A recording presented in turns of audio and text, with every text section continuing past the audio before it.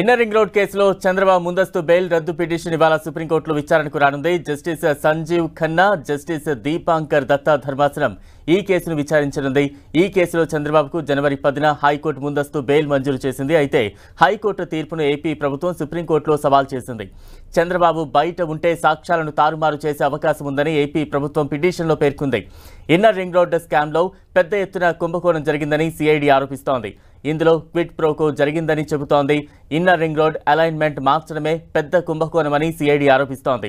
Market ధర పెరిగేలా చేసేందుకే అలైన్మెంట్ మార్చారని సిఐడి చెబుతోంది. ఇన్నర్ రింగ్ రోడ్ అలైన్మెంట్ మార్చడంతో లింగమనేని రమేష్ భూముల విలువ 177 కోట్ల రూపాయల నుంచి 877 కోట్ల రూపాయలకు పెరిగిందని సిఐడి ఆరోపిస్తోంది.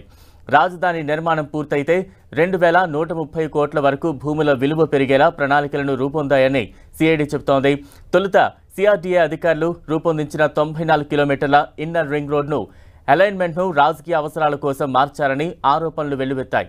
ఇక ఇన్నర్ రింగ్ రోడ్ కేసులో చంద్రబాబు A1గా ఉన్నారు. A2గా మాజీ మంత్రి నారాయణ, A4గా లింగమనేని రమేష్, A5గా లింగమనేని రాజశేఖర్, A14గా నారా లోకేష్ ఉన్నారు.